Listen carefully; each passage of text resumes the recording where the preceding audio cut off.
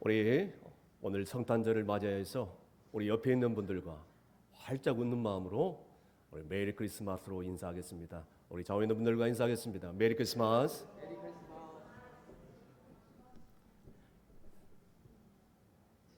우리 어릴 적만 해더라도 거리마다 성탄 캐롤성이 넘쳤는데 코로나19 팬데믹으로 인해서 이 캐롤성 듣기가 너무나도 힘든 시대를 맞이했습니다. 우리 어렸을 때는 이 성탄절이 다가오면 카바레라든가 나이트클럽이 상업의 절정을 이루는 시대가 바로 이때였습니다. 수많은 젊은이들이 쌓인 욕구를 풀기 위해서 이날을 디데이로 정해서 어떻게 화끈하게 놀아볼 것인가, 놀자판을 하는 그런 계획을 짜기에 정신이 없는 그런 사람들을 보게 되는 거예요.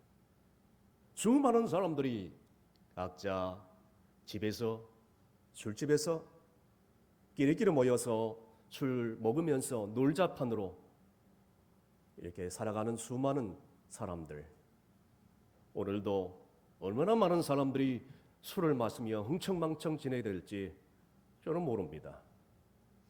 어쨌든 간에 이 젊은이들이 1년간 쌓였던 스트레스, 욕구를 어떻게든지 풀어보려는 그런 날이 바로 지금의 날이지 않을까. 그래서 마음껏 자유롭게 범죄하고 원하는 대로 살아가는 날이라 생각될 수가 있습니다. 그래서 크리스마스가 되면 온 식구들이 이제는 끼리끼리 각자 알아서 노는 것 때문에 이 텅 빈 집안이 돼버리고 마는 것이에요. 그러므로 인해서 성탄절은 가정의 부재가 될 수밖에 없었다는 거예요. 여러분, 성탄절이 그런 날입니까? 여러분, 성탄절은 인간에게 있어서 최대의 하나님의 사랑을 받는 날이에요. 너무나도 기쁜 잔치 날이지만 하나님의 입장에서 볼 때는 아들 독생자를 이 땅에 보내실 수밖에 없는 슬픈 날이에요. 여러분, 예수님의 탄생은 이미 오래전에 많은 선지자들로 인해서 예언이 되어 있습니다. 특별히 이사야서 7장 12절 말씀에 14절 말씀에 예언을 해주고 있습니다. 14절 말씀에 그러므로 주께서 친히 징조를 너희에게 주실 것이라. 보라, 처녀가 잉태하여 아들을 낳을 것이니 그 이름을 임마누엘이라 하라. 사랑하는 성도 여러분, 그렇습니다. 역사 속에 수많은 남자를 여자가 낳았지만 결혼하지 않는 여인이 아이를 낳은 것은 처음입니다. 예수님은 바로 이렇게 잉태되어서 나갔는데 적어도 아이를 낳으려면 여자와 남자와 성리적인 관계를 통해서 아이를 낳게 되는데 이런 관계가 없이 하나님께서는 오직 성령으로 아기 예수님을 이 땅에 보내신 것입니다. 이것이 바로 이 세상에 나타난 전무후무한 유일한 표적이었다는 것이에요. 그래서 우리는 이 놀라운 하나님의 선물을 그런 받는 날, 하나님의 놀라운 축복의 은혜를 받는 날이라 하여 임마누엘이라. 임마누엘을 번역한즉 하나님이 우리와 함께 하시도다, 이런 뜻이라고 번역을 하고 있습니다. 여러분, 우리가 이 험한 세상을 살아가면서 세상의 부귀영화를 누리는 것보다도 하나님이 주신 가장 최대의 축복은 뭐냐? 하나님이 우리와 함께 하시는 거예요. 믿으시면 아멘 하시길 바랍니다.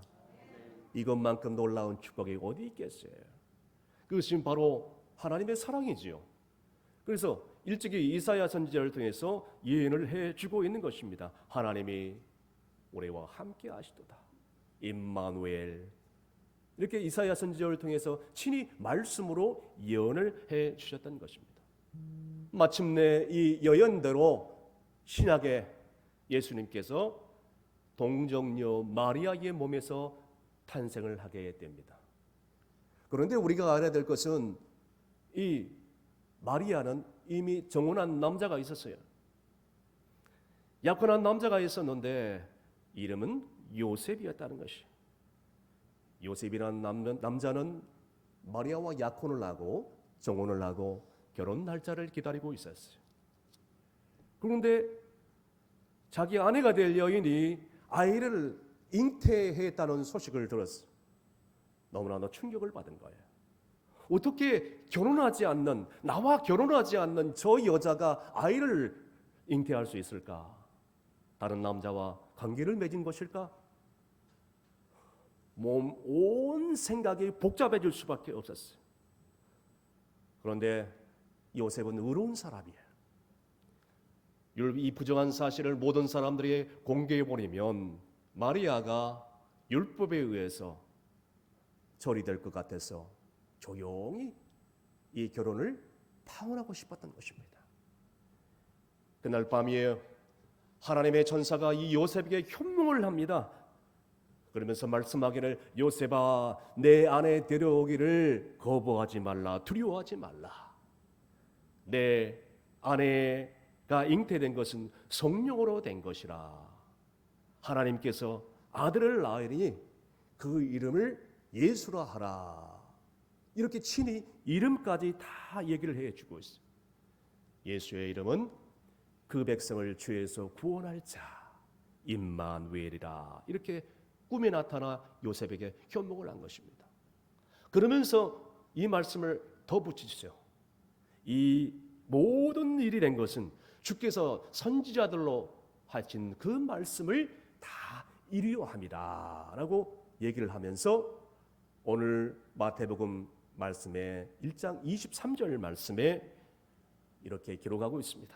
다 함께 큰소리 읽습니다. 보라, 처녀가 잉태하여 아들을 낳을 것이요 그 이름을 임마누엘이라 하리라 하셨으니 이를 번역한즉 하나님이 우리와 함께 계시다 함이라. 아멘. 요셉이 이 천사의 지시를 따라서 아내를 데려와 결혼을 하고 아기 예수를 낳을 때까지 결코 동침하지 않습니다. 한 남자가 하나님의 그 지시에, 하나님 말씀에 계산하지도 않고 그리고 생각하지도 않고 전적으로 하나님께 순종을 했더니 이런 순종의 삶을 통하여서 아기 예수님, 즉 우리의 구원자 메시아가, 그리스도가 나게 되신 줄로 믿으시길 바랍니다. 여러분, 신앙생활도 이와 같이 하는 게 하나님의 은혜예요. 아무런 계산 없이 그저 하나님 말씀이면 아멘으로 받아들이는 거예요. 하나님 말씀이 떨어지면 내가 조금 손해보더라도, 내가 이해되지 않더라도, 내가 조금 불리하더라도, 내가 조금 힘들더라도 하나님이 말씀하셨으니 아멘, 순종하는 것이 내게 은혜요 축복이요. 그런 자에게 하나님께서는 하늘에서 물붓듯이 은혜와 축복을 부으실 줄로 믿으시길 바랍니다. 임마누엘, 하나님이 우리와 함께 하시도다. 예수의 그의 이름은 죄에서 우리를 구원할 자 임마누엘. 여러분, 우리 옆에 있는 분들과 다시 한번 인사하겠습니다. 우리 인사하실 때 임마누엘로 인사하겠습니다. 임마누엘. 할렐루야. 하지만 우리가 기억해야 될 것이 있습니다. 원래 하나님이 우리와 함께 하실 수 있는 분이 아닙니다. 하나님은 원래 창세기에 에덴 동산에서 인간을 창조하실 때에 인간과 하나님과 함께 하시기 위해서 인간을 그렇게 자기의 형상대로 만드신 것이죠. 하나님은 홀로 있는 것을 원하지 않습니다. 인간과 함께 살기를 원했어요. 그러나 죄 지은 인간이 하나님을 저버리고 반역을 해버렸어요. 더 이상 하나님은 인간과 함께 할 수 없어요. 왜냐하면 죄를 지었기 때문입니다. 죄 지은 인간이 거룩하신 하나님과 함께 할 수 없던 것이에요. 그래서 어쩔 수 없이 하나님께서 아들 예수를 이 땅에 보내신 거예요. 우리와 함께 하시라고, 임마누엘 하시라고. 여러분, 이것이 하나님의 사랑의 구체적인 표적이에요. 이 세상에 주시는 놀라운 하나님의 선물인 것입니다. 하나님의 놀라운 사랑의 표적인 것이죠.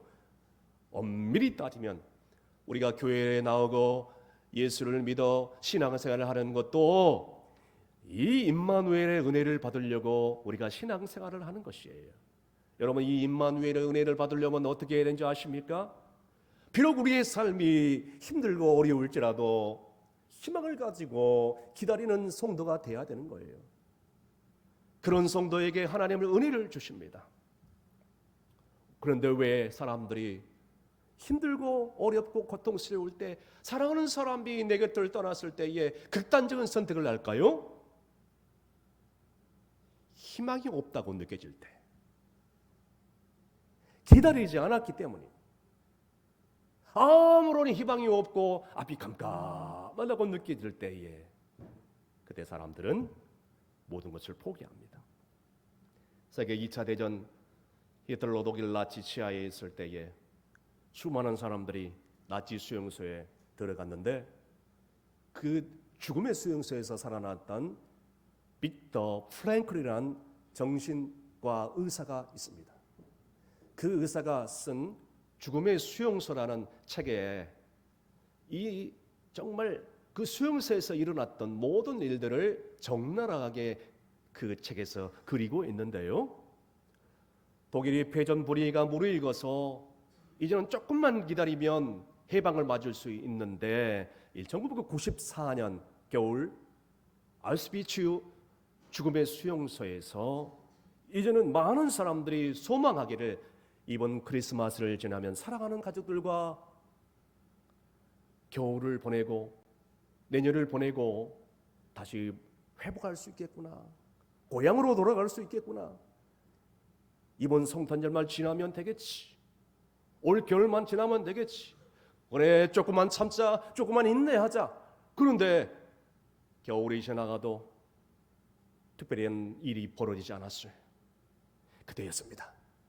수많은 사람들이 올 겨울만 지나가면 이번 성탄절은 가족들과 함께 보낼 수 있겠지라는 소망을 가졌지만, 그 해를 넘기고 아무런 일이 일어나지 않자 수많은 사람들이 절망 가운데 빠져버렸어요.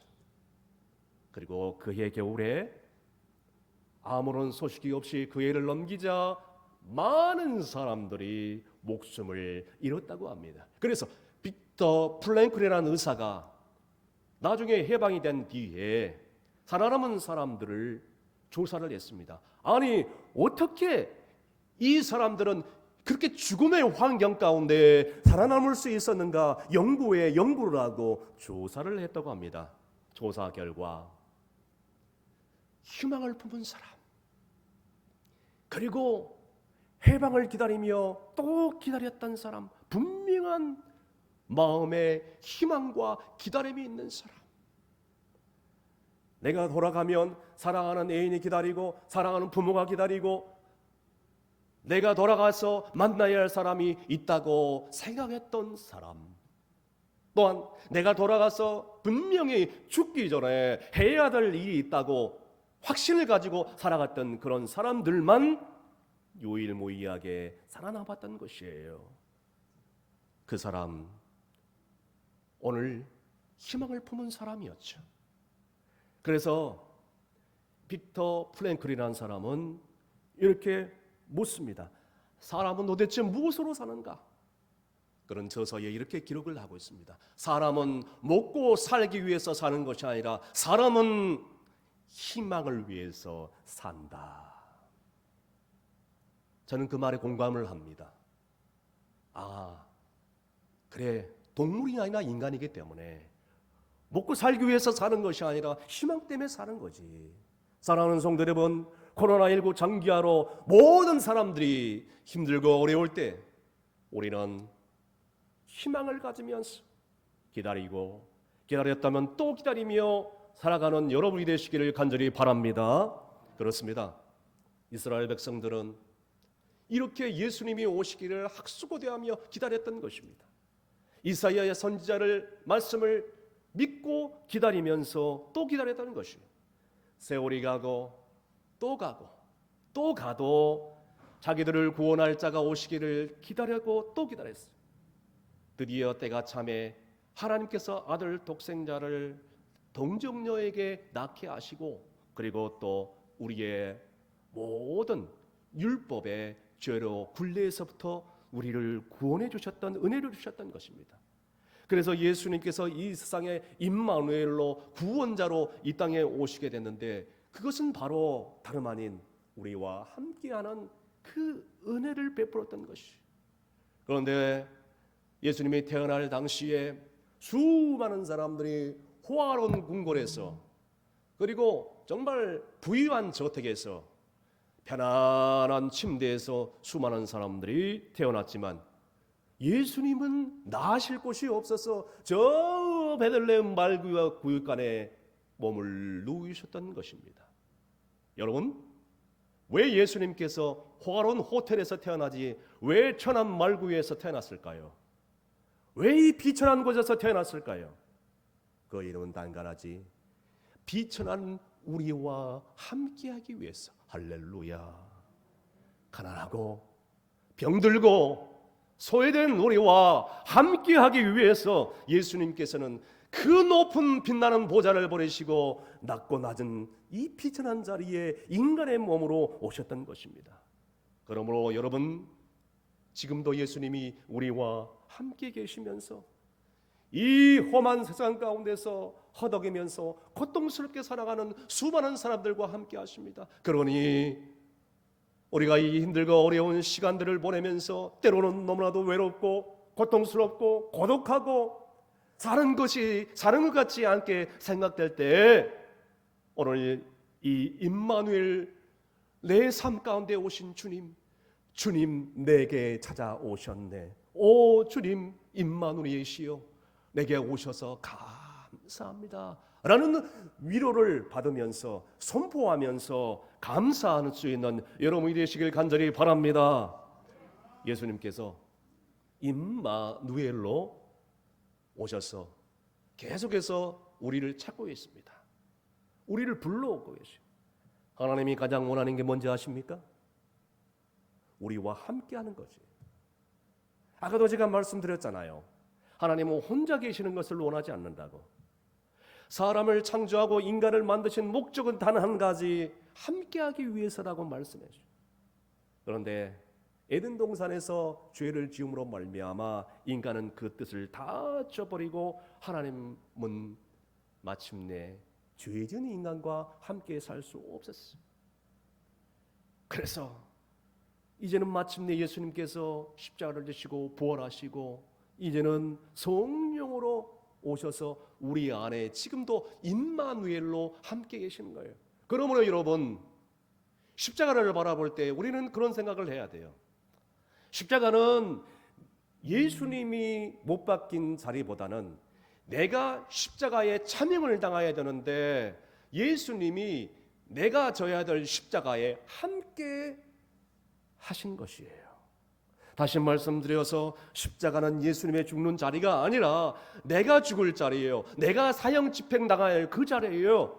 그런데 우리 주님이 이 땅에 인간의 몸으로 오셔서 함께 하신 것이에요.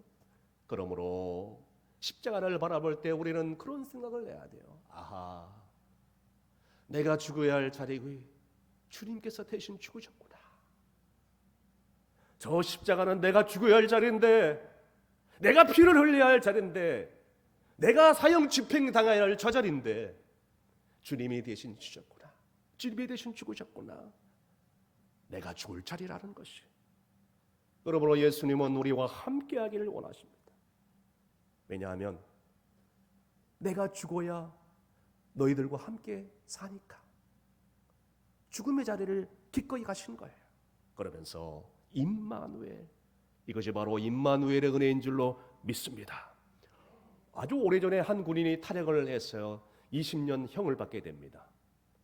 20년 감옥형을 받으면서 이제는 감옥에 들어가 있는데 한 어머니가 있는데 그 아들의 어머니는 이 아들이 외아들이라. 이 외아들이 감옥에 들어가는 순간 집안에 있는 모든 것들을 다 팔아서 정리하고 아들이 수감되어 있는 교도소 근처로 이사를 가게 됩니다. 그리고 매일매일 자기 집의 창문을 열고 교도소를 바라보면서 자기 안에 있는 아들이 있을 것이다 하면서 아들만 생각하는 것이, 아들이 냉방에 있을 거라고 생각하기 때문에 자기도 따뜻한 잠자리가 아니라 냉방으로 가서 잠을 이루게 됩니다. 모든 사람들이 다 죄인이라고 면회도 오지 않습니다. 접견도 하지 않아요. 사랑했던 애인도 순간적으로 떠나버리고 의지했던 친구들도 거들떠보지도 않습니다. 그럼에도 불구하고 어머니는 20년 동안 그저 감옥을 바라보면서 옥바라지를 하는 거예요. 겨울에는 따뜻한 옷을 감옥에 넣어주고, 여름에는 시원한 옷을 또 넣어주고, 또한 당신이 읽었던 그 눈물 섞인 성경책을 그 아들을 위해서 감옥에 넣어주는 거예요.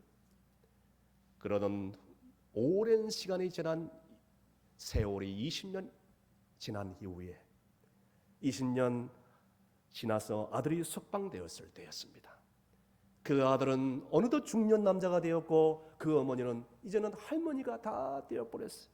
20년 형을 딱 마치고 감옥의 문을 나와서 사랑하는 어머니가 기다리는 그 어머니의 품으로 들어갑니다. 그리고 슬피 울고 있는 어머니에게 고백합니다. 어머니, 임마누엘 하나님이 나와 함께 하셨습니다. 어머니가 없어서는, 어머니가 나를 위해서 기도하지 않았다면 나는 이 자리에 설 수 없습니다 라고 고백하면서 어머니에게 무릎을 꿇고 감옥에서 눈물로 지은 시를 그 자리에서 낭독하게 됩니다. 제가 시를 읽어보겠습니다. 내 감옥에 있을 때 어머니 나를 떠나지 않고 찾아오셨으며, 내 감옥에 누워 외로이 있을 때 어머니 마음 내 곁에 와 있었으며, 내가 추위에 떨 때 어머니 따뜻한 손길이 나를 덮으셨고, 내가 외로이 눈물을 흘릴 때에 어머니 손길을 내 눈물을 닦아주셨네. 내가 외로이 방 안에 누웠을 때에 어머니 마음은 나를 둘러 감싸주셔서 이 외로움을 극복했네. 그 시를 낭독하면서 그 자리에서 무릎 꿇고 큰 절을 합니다. 그 이유는 단 한 가지, 어머니만큼은 사랑하는 아들을 위해서 버리지 않고 끝까지 함께했기 때문에. 저는 이 시를 처음 접하는 순간 뜨거운 눈물을 흘리지 않을 수가 없었어요. 사랑하는 성도 여러분, 말씀의 결론을 내립니다. 우리가 일생을 살아가면서 우리를 사랑했던 어머니도 언젠가는 내 곁을 떠나갑니다. 나를 낳아준 부모도 언젠가는 내 곁을 떠나갑니다. 내가 그렇게 의지했던 자식들도 언젠가는 내 곁을 떠납니다. 내가 사랑했던 사람도 언젠가는 다 떠나갑니다. 그러나 우리와 영원토록 함께 하시는 분은, 그분은 바로 임마누엘, 예수님 한 분인 줄로 믿으시길 바랍니다. 임마누엘 하나님, 하나님은 위대한 사랑을 우리 가운데 보내시기 위해서 이 땅에 독생자 예수 그리스도를 보내주셨어요. 그 위대한 사랑을 받은 표적이 바로 성탄절이라, 그 위대한 하나님의 선물이 바로 성탄절이라는 것이죠. 여러분, 이 행복, 이 구원 얼마나 감사합니까? 그것을 감사하다면 우리가 지금 당장 해야 될 일이 무엇입니까? 지금 우리가 해야 될 일은 그것입니다. 지금 당장 내 곁에서 외로이 지금 어려움을 당하고 있는 그 사람 곁에 가가지고 함께 있어주는 것이 아니겠습니까? 오늘도 코로나19 장기화로 오늘도 어려움과 고독과 질병 가운데 놓여있는, 어려움을 당하는 그 한 사람, 혼자 견디기에 고통을 당하는, 너무나 괴롭게 힘들게 살아가는 그 한 사람, 더 나가서 누군가 찾아와서 자신의 지금 손을 잡아주면서 진정으로 마음을 열어주고 얼어붙은 나의 손을 붙잡아 줄 수 있는 따뜻한 마음을 소유할 수 있는, 따뜻한 손을 가져줄 수 있는, 그리고 그 사람을 기다리는 그 한 사람, 그 한 사람을 찾아가서 내가 이 놀라운 하나님의 사랑을 나눠줄 수 있다면 그 사람은 임마누엘 메리 크리스마스 기쁜 성탄을 맞게 될 줄로 믿으시길 바랍니다. 꼭 이 성탄의 임마누엘의 사랑을 몸으로 행할 수 있는 여러분이 되시기를 주님으로 축원합니다. 기도하시겠습니다. 임마누엘 되신 하나님 아버지, 지금까지 살아오면서 임마누엘 되신 하나님의 은혜를 사랑을 깨닫지 못하고 세상 가운데서 불신자들처럼 방황하며 살아왔음을 고백합니다. 이제는 삶의 목적과 방향을 잃어버리고 방탕하며 살아왔던 내 마음에 예수님이 오셔서 내 마음을 만져주시길 원합니다. 주님, 오늘 이 시간 오시옵소서. 다스려 주시옵소서. 기름 부어 주옵소서. 회복시켜 주시옵소서. 치유하여 주시옵소서. 충만하게 하여 주시옵소서. 그래서 코로나19 장기화로 삶의 희망을 저버리고 오늘도 고통 가운데 있는 수많은 주변 사람들에게 가서 그들과 함께 울고 그들과 함께 아파하는 임마누엘 사랑을 전하는 거룩한 성도들 다 되게 하여 주시옵소서. 예수님의 이름으로 기도합나이다. 아멘.